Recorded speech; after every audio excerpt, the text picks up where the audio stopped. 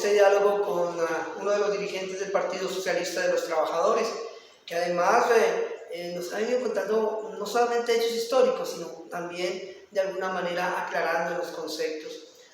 Profe, ¿dónde y cuándo surge el Partido Socialista? Entendemos la dinámica social, digamos el ascenso, de lucha de masas, en fin, pero ¿cuál es el hecho histórico en el que podemos decir aquí nació el PST?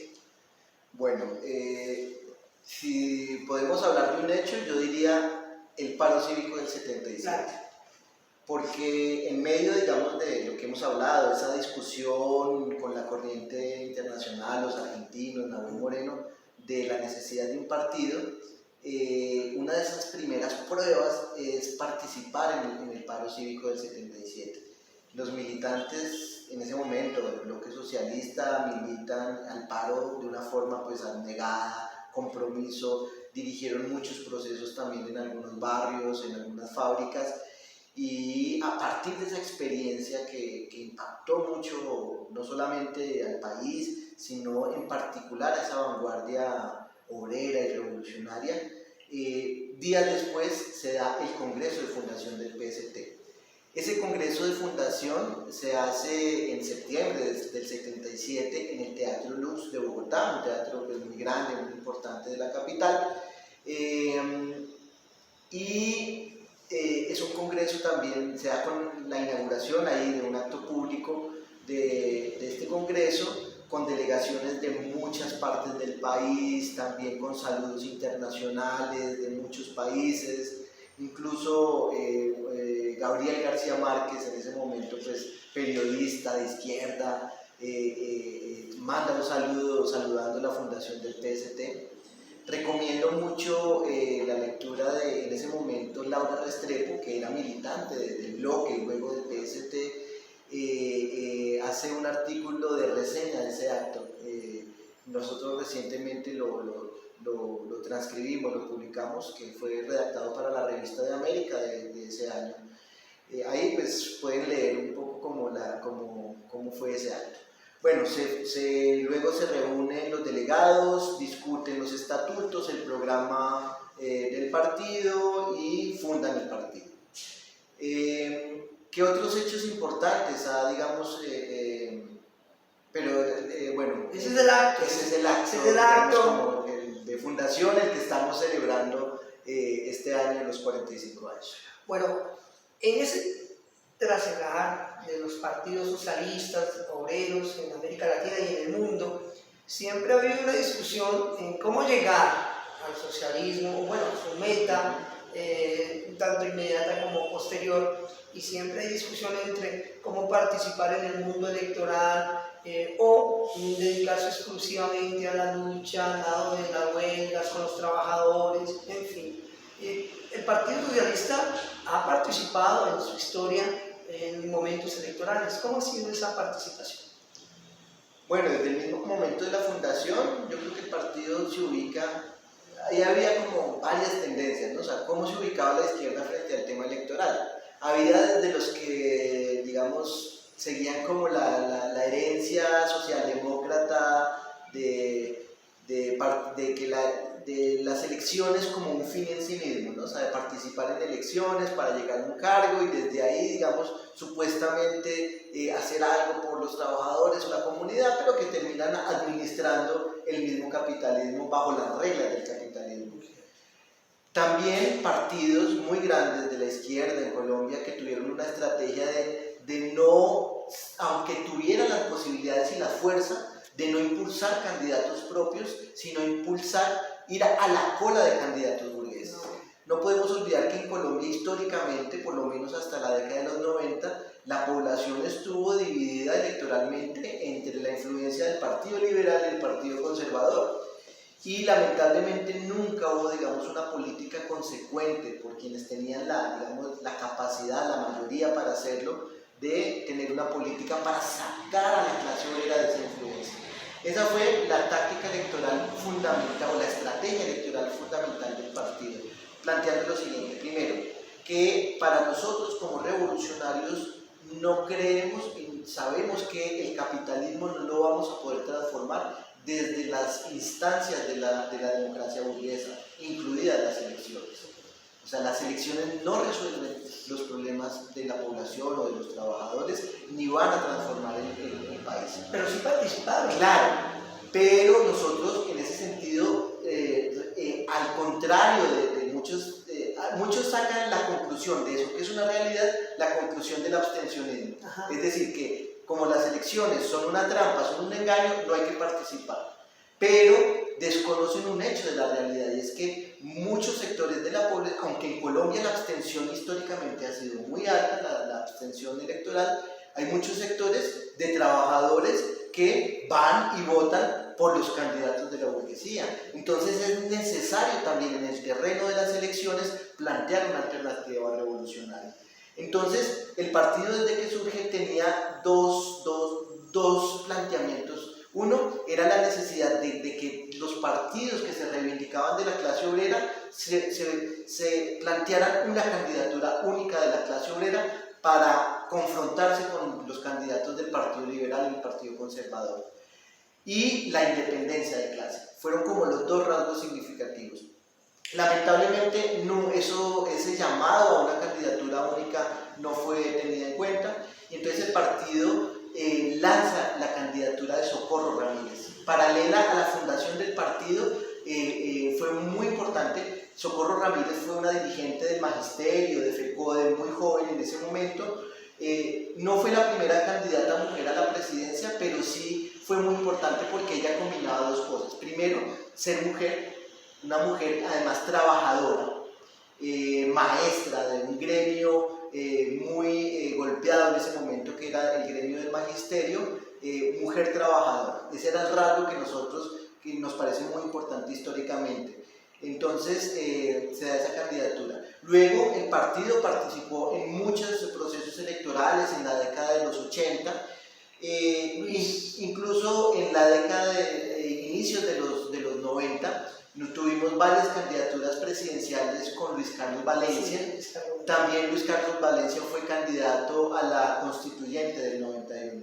Lamentablemente, digamos, contradictoriamente, a partir de esa constitución, que en apariencia era muy democrática, muy avanzada, a partir de esa constitución se empezaron a cerrar los espacios electorales para las organizaciones independientes como nosotros y pequeñas. Explíqueme un poquito de eso. Yo quiero comprenderlo, y sé que muchas de las personas con las que hemos dialogado y con las que logramos establecer diálogos a través de estos medios alternativos y medios de comunicación, se preguntan eso: ¿por qué el Partido Socialista de los Trabajadores participaba casi con una personería jurídica, llevaba candidato que cumplía como los requisitos para ser candidato, y después con esa, comillas, apertura, el partido nunca logró tener una personería jurídica? ¿Cuál es la razón de eso? Bueno, el partido tuvo personería jurídica. ¿Después del 91? No, antes del 91. Tuvo personería jurídica y se presentaba, digamos, a elecciones. Presentábamos nuestros candidatos o impulsábamos también candidatos provenientes de la clase obrera. O sea, nunca apoyamos ningún candidato que viniera de la burguesía, sino siempre candidatos de dirigentes obreros o nuestros propios compañeros que personificaban un programa revolucionario. ¿Qué pasa? Luego de la Constitución del 91 y de todas lo que llamamos las contrarreformas, es decir, por ejemplo, la Ley 100, la Ley 50, bueno, también en el terreno electoral se empezaron a cerrar los espacios democráticos. Supuestamente con reformas políticas que buscaban, digamos, acabar con el clientelismo y todas esas prácticas que nunca se han acabado, y lo que sí terminaron restringiendo es la participación electoral para los partidos o las organizaciones que no tenemos el músculo financiero que les da la burguesía, porque nosotros siempre hemos tenido finanzas independientes y nunca hemos aceptado la financiación de capitalistas. Entonces, ¿qué pasa? El partido pierde la personería jurídica en la década de los 90, y a partir de ese momento no tuvimos más la posibilidad de presentar nuestras candidaturas. Además de eso, y eso se mantiene hasta hoy en día, las posibilidades de que una organización independiente pueda inscribir candidaturas, pueda inscribir y participar directamente en elecciones son muy limitadas. O sea, la cantidad de firmas que hay que recoger, las pólizas y digamos, y si no se logra un número determinado de votos, digamos, las multas que se imponen son imposibles para un partido que no tenga eso, que no tenga la financiación. Por ejemplo, vimos en el proceso electoral pasado cómo Char se inscribe por firmas, ¿no? Que aparecen supuestamente como independientes, pero y que en pocos días reúnen todas las firmas. Pues claro, porque tienen plata para pagar a la gente para que recoja firmas, tienen las empresas donde obligan a los trabajadores a firmar, bueno, pero quienes no tenemos, digamos, quienes no somos capitalistas, pues no tenemos eso.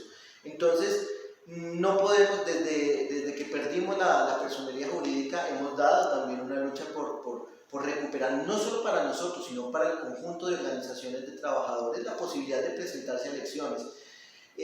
Pero no lo hemos logrado y nos hemos visto obligados a participar en el terreno electoral un poco de forma indirecta. Muchos procesos electorales, ante la ausencia de candidaturas con independencia de clase, pues nos hemos visto obligados a llamar al voto nulo, a anular el voto o anular el voto en blanco. Aunque también en las últimas elecciones presidenciales hemos también aplicado una táctica que han aplicado revolucionarios en distintos momentos en su historia, que ha sido el voto crítico. Es decir, no apoyamos el programa de Petro, no apoyamos el proyecto del pacto histórico, pero sí acompañamos la experiencia y digamos las expectativas de los trabajadores en este proceso, lo acompañamos con el voto crítico, también con un sentido de derrotar electoralmente al uribismo, pero con independencia total. O sea, nosotros no apoyamos al gobierno de Petro, sí apoyamos al movimiento de masas en sus reivindicaciones y expectativas que se expresan de forma distorsionada en este gobierno. Bueno, muy bien. Pongámonos un poco antipáticos, ¿no? Pensemos un poco en el socialismo, porque después de la caída del bloque socialista, todo el mundo hizo un funeral por el socialismo en los diferentes países. Teóricos dijeron que eso ya estaba acabado, que efectivamente no había posibilidades de la construcción del socialismo, y hablamos del socialismo clásico, del socialismo que habla de la dictadura del proletariado, por ejemplo, de la colectivización de la propiedad en vez de que haya propiedad privada, es decir, de un proyecto totalmente diferente al proyecto del capitalismo desde el punto de vista económico. ¿Por qué insistir en el socialismo? Si hay vigencia, ¿cuál es ese socialismo por el que ustedes trabajan y construyen cada día su vida y la ponen de alguna manera en riesgo en esta sociedad tan complicada? Bueno, lo primero es un poco lo que tú dices, ¿no? Hay muchos mitos, muchas mentiras, mucha desinformación acerca del socialismo. Entonces yo creo que uno tendría que partir que no es socialismo. Entonces partamos de atrás para adelante. Hoy en día se dice que Venezuela es socialista, se dice que Cuba es socialista. Nosotros categóricamente decimos eso no es socialismo. Lo que hay en Venezuela hoy, incluso lo que hubo bajo Chávez, no es socialismo. Se habla también del socialismo real, ¿no? El socialismo real de la Unión Soviética y el bloque socialista o el bloque de países socialistas, de Europa del Este. Bueno, para nosotros eso que se llama socialismo real no es socialismo, no era socialismo. ¿Qué es el socialismo? Para nosotros el socialismo significa la transición del capitalismo hacia una sociedad donde desaparecen las clases, que sería el comunismo. Y ese socialismo solo es posible cuando, desaparecen, los privilegios de la burguesía, se instaura, un tipo de estado de transición, que tú lo mencionaste, es la dictadura del proletariado, pero también tiene un rasgo fundamental. No se puede dar aisladamente en países, tiene que ser un proceso mundial. Y hasta que no logremos derrotar el sistema capitalista imperialista, que es el sistema actual, no podemos hablar, de que el socialismo, puede, iniciar ese proceso hacia el comunismo. O sea, ¿entramos todos o no entra nadie?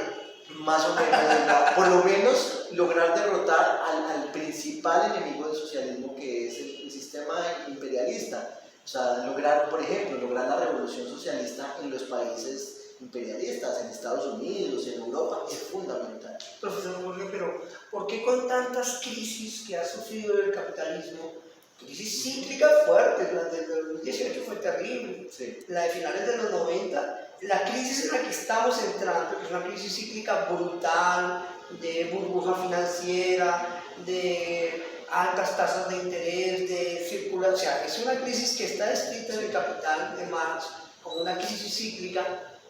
¿Por qué no hay entonces ese florecimiento de las luchas de masas? Bueno, sí las hay. Y, o sea, pero más que eso, ¿por qué no hay un partido al mando? Sí, o sea, efectivamente, las luchas se siguen dando. Un poco cuando tú mencionabas toda esa idea de que el socialismo fracasó porque se destruyó la Unión Soviética y todos estos países, ¿qué es lo que demuestra? Un poco, bueno, eso lo planteó Trotsky también en su momento, planteando, si no logramos que estos estados obreros, como denominaba a la Unión Soviética en ese momento, logran recuperar la senda del socialismo mundial y acabar con el burocratismo, pues poco a poco esa burocracia iba a volver a llevar a esos países al capitalismo. Y eso es lo que pasó finalmente, tanto en la Unión Soviética como en los otros países de Europa Oriental, como también nosotros afirmamos ha pasado en Cuba y en China. A pesar de que el Partido Comunista Chino y el Partido Comunista Cubano siguen siendo gobierno y siguen siendo manteniendo unos estados bastante autoritarios, ya no lo hacen en nombre del socialismo. Aunque hablen de socialismo, realmente ya en esos países no existe, digamos, esas características de los partidos de los países obreros. Pero, entonces, desaparecen esos referentes. O sea, se destruye la Unión Soviética, una parte importante de esa burocracia stalinista se transforman en capitalistas, que es lo que hoy representa Putin, ese proyecto de Putin y que hoy se expresa en la guerra de invasión a Ucrania. Eso significó una crisis muy grande en la izquierda, que tenía como referente el socialismo. No solamente en los que creían en el estalinismo y de pronto se les destruye y se les desaparece ese sistema de Moscú y los satélites en los distintos países, sino que también los que reivindicábamos un programa revolucionario por fuera del estalinismo, hubo una crisis. Muchos se plantearon, no, ya el socialismo no es vigente, eso del marxismo hay que reevaluarlo, empezó esa tesis del fin de la historia, de que el auge del posmodernismo, y muchas luchas que siguieron dándose, se empezaron a fragmentar en muchas luchas, por ejemplo, sectoriales o identitarias, ¿no? Entonces, es el florecimiento, entonces las luchas de carácter nacional, las nacionalidades oprimidas, la lucha de indígenas, bueno, sí, todos estos sectores empiezan a luchar, pero de forma un poco más desarticulada y sin plantearse un proyecto estratégico. ¿Qué ha pasado? Se siguen dando esas luchas, se han seguido dando también procesos revolucionarios en el mundo, pero por un lado, el capitalismo ha demostrado que es incapaz de resolver los problemas. El capitalismo dijo, bueno, triunfamos frente al socialismo, pero ¿qué es lo que nos ha dado el capitalismo desde la década de los 90 hasta ahora? Más guerras, crisis económicas que significan mayores penurias para la población, la crisis ambiental que ha llegado a unos niveles insostenibles, la propia pandemia que expresó en el terreno tanto de la salud como de la economía la imposibilidad del capitalismo no solamente de resolver estos grandes problemas, sino que el capitalismo es el causante de este tipo de situaciones de la pandemia, producto de la deformación y de la naturaleza y el medio ambiente. Entonces, eso es el capitalismo hoy en día. Y hoy en día vivimos con la subida del dólar, con la crisis económica mundial, con las guerras que hay en este momento, los enfrentamientos entre las potencias como China, Estados Unidos, pues lo que nos plantean hacia el futuro es la catástrofe. Entonces, ahí hay una pregunta que surge, que me parece que es muy importante, y es ¿para dónde vamos? Particularmente en América Latina. ¿Qué significa para el movimiento social para esa visión del socialismo lo que está sucediendo, es decir, la fuerza del movimiento boliviano, el reciente triunfo de Lula en Brasil, el triunfo histórico de Gustavo Petro en Colombia, que es una cosa para analizar en otras circunstancias, pero ¿qué significa eso para el Partido Socialista y cómo lo ve para los efectos del crecimiento y fortalecimiento de las luchas de los trabajadores en Colombia y en América Latina? Bueno, efectivamente, digamos, producto de esa crisis del capitalismo mundial, también surgen distintas alternativas, ¿no? O sea, o surgen, muchas de ellas se presentan como novedosas, pero que uno los ve históricamente, tienen muchos puntos en común con estrategias del pasado. Claro. Es así, por ejemplo, estos gobiernos como el de Petro, el de Lula, el de Boric en Chile, que no son nuevos. O sea, son, por ejemplo, si nos miramos un poco, hace unos años atrás hubo también un auge de este tipo de gobiernos, claro, los llamados gobiernos alternativos de América Latina.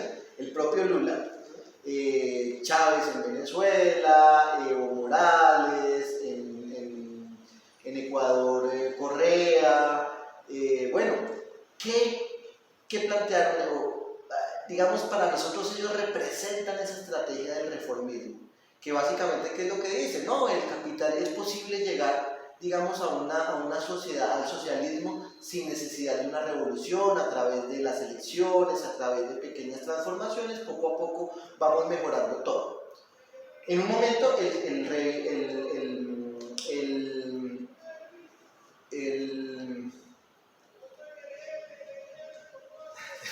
Tranquilo, profe. El reformismo clásico se planteaba eso, Hoy en día hay algo que nosotros llamamos el neorreformismo. Que un poco, por ejemplo, Podemos en España, que ahorita está incluso en el gobierno.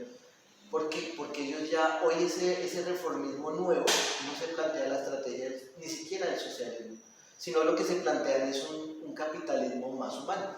O sea, pensemos en Petro. Sí, ¿no? Petro es como muy nítido en ese sentido. Él dice, yo no soy socialista, el socialismo fracasó, mi proyecto no es el socialismo, mi proyecto es un capitalismo más humano. Desarrollar el capitalismo. Exacto. No nos gusta el capitalismo, pero hay que desarrollarlo, y entonces buscan como tratar de limar las cosas más, las asperezas, los aspectos más negativos del capitalismo. Y es una estrategia mundial, o sea, no es solo Petro, es lo que plantea hoy Lula para este nuevo gobierno en Brasil, es lo que plantea Boric, es lo que plantea Podemos en España, y ellos, digamos, incluso muchos se llaman anticapitalistas, pero en la práctica no tienen un programa que acabe el capitalismo, sino que trata de, digamos, como de arreglar los problemas más negativos del capitalismo. Tú me preguntabas anteriormente, ¿por qué insistir en el tema del socialismo? Bueno, porque nosotros vemos, el panorama actual demuestra, primero, que las tesis de Marx siguen siendo vigentes. Marx insistió mucho en señalar que el capitalismo tiene contradicciones que son insalvables dentro del propio sistema, como por ejemplo el tema de las crisis económicas. Para Marx, el capitalismo es incapaz de superar las crisis económicas. La supera temporalmente, o sea, resuelve una crisis, pero esa crisis prepara crisis más profundas. En 2008, por ejemplo, una crisis muy profunda del capitalismo, crisis económica, pero la crisis que estamos viendo hoy en día, o sea, incluso el Fondo Monetario, el Banco Mundial pronostican para el próximo año una recesión mundial que puede superar, digamos, lo que fue en 2008, 2009. Entonces, el capitalismo no puede resolver esos problemas. El capitalismo, a pesar de que tiene los medios tecnológicos, no puede resolver problemas fundamentales como el hambre mundial, el tema del desempleo, el tema de la salud, como lo demostró la pandemia, el tema del medio ambiente, por muchos discursos que dan en las cumbres del cambio climático, del cambio del modelo energético, lo que vemos es que cuando les toca el bolsillo a los capitalistas, hasta ahí llega el ambientalismo de los capitalistas.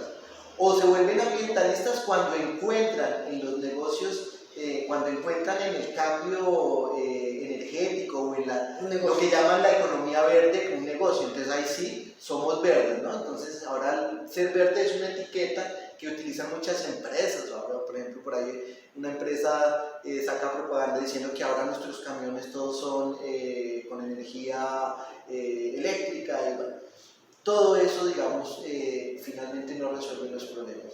Entonces, las tesis que planteó Marx, también el hecho histórico de la Revolución Rusa, que aunque duró pocos años, logró demostrar en la práctica cómo un país atrasado puede convertirse, digamos, en un país desarrollado que empiece a resolver los problemas fundamentales de la humanidad, siguen siendo hoy vigentes. Es lo que planteamos hoy en día.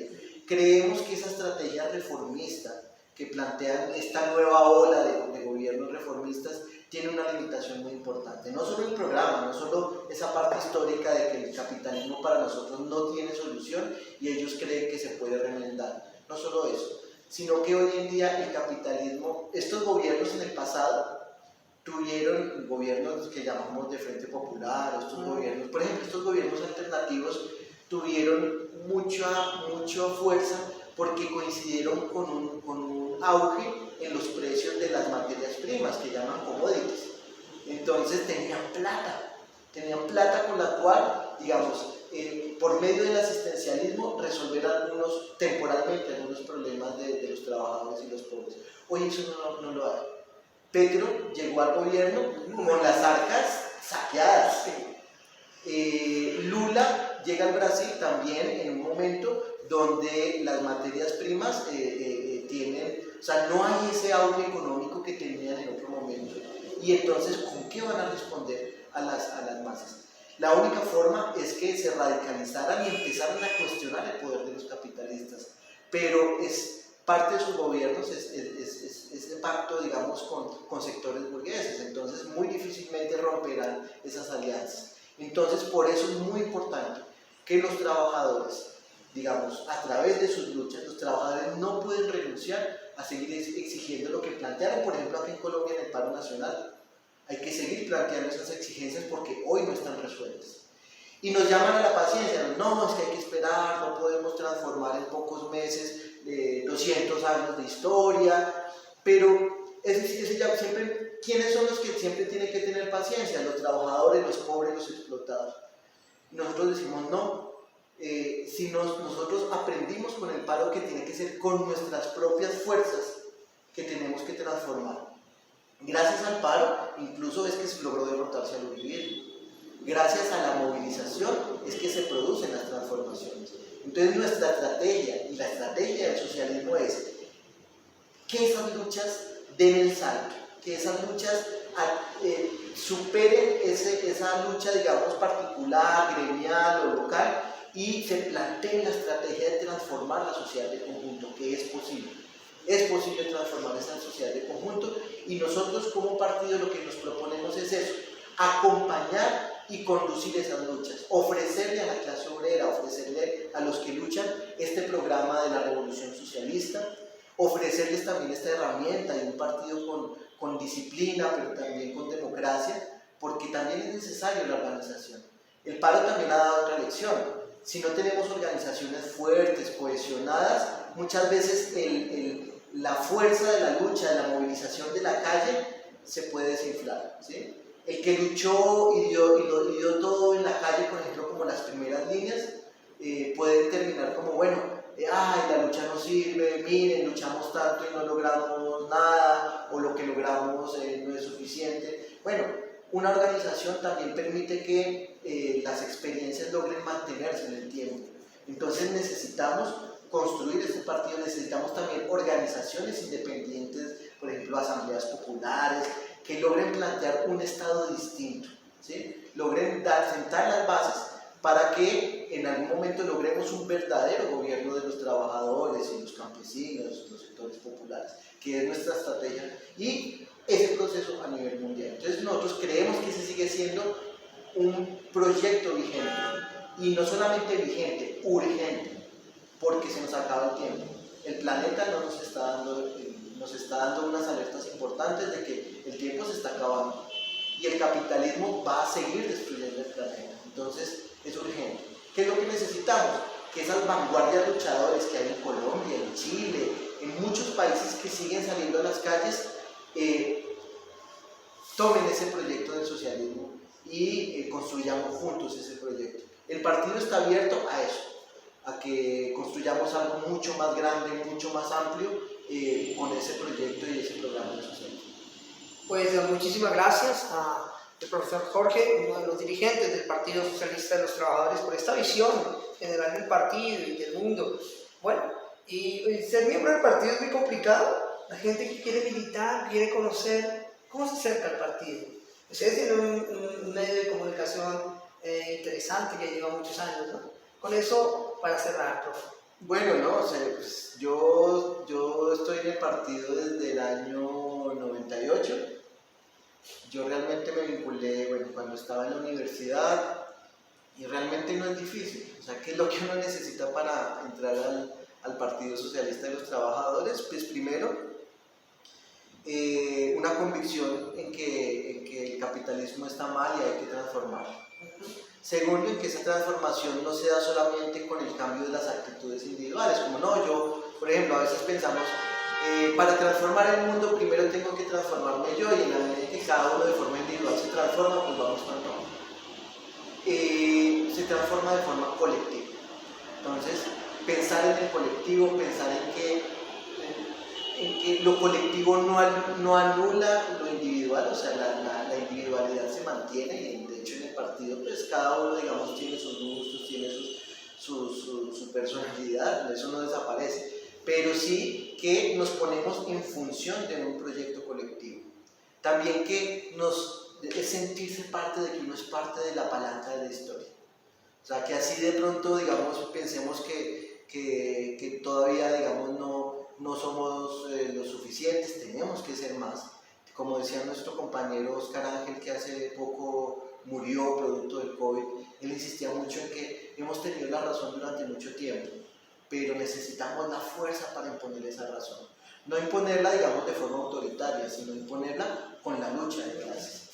Entonces, pues entrar al partido es, digamos, entrar a ese proyecto colectivo, es entrar a intervenir en las luchas, es entrar a intervenir también en la formación de conciencia de la clase obrera, de los maestros, de los estudiantes, de los sectores oprimidos de la sociedad. Es también entrar en la lucha contra esas opresiones, contra el machismo, contra el racismo, contra la xenofobia, que hoy en Colombia también es muy fuerte. Entonces es entrar, digamos, como en un proyecto, digamos, de una conciencia elevada que plantee, digamos, la necesidad del socialismo y la necesidad de transformar todas esas lacras que tenemos del capitalismo. Como militantes, ¿qué es lo que hacemos? Pues, digamos, militamos cotidianamente en las luchas, que esa es nuestra cotidianidad, más que las elecciones y esas cosas. Realmente lo que más nos importa y lo que más hacemos cotidianamente es participar en las luchas, organizar, participamos en las luchas de los sindicatos, en las luchas de los maestros, de los estudiantes. Y en el marco de esas luchas planteamos la estrategia del socialismo. Discutimos nuestras situaciones internas, nuestra política, discutimos nuestros documentos, elaboramos nuestra política, que es la que exteriorizamos con el periódico El Socialista que tú mencionabas. A través de ese periódico también dialogamos con los distintos sectores que tenemos relación. Y bueno, y ahí vamos como construyendo ese proceso, nos vamos construyendo como militantes revolucionarios, vamos construyendo el partido, lo mantenemos contra viento y marea porque creemos que la existencia de este partido es fundamental y nos proyectamos hacia el futuro en el sentido de crecer.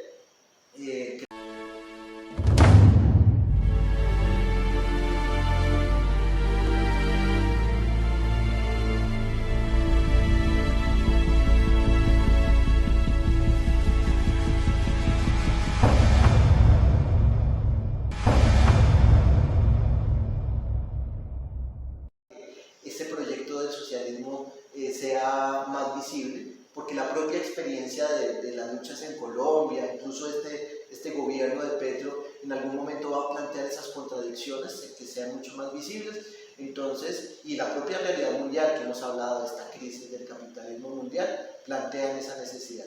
Entonces, pues la invitación es a las personas que están inquietas, que se sienten inconformes con la injusticia social, que se sienten inconformes con la explotación, con el sistema capitalista, que se acerquen a nosotros, que conozcan nuestro programa, que conozcan también la forma en que nos organizamos para luchar por el socialismo y que se vinculen a esa lucha con nosotros, porque los necesitamos, porque necesitamos ser más para poder llevar a cabo este proyecto. Pues muchísimas gracias a todos los dirigentes del Partido Socialista de los Trabajadores.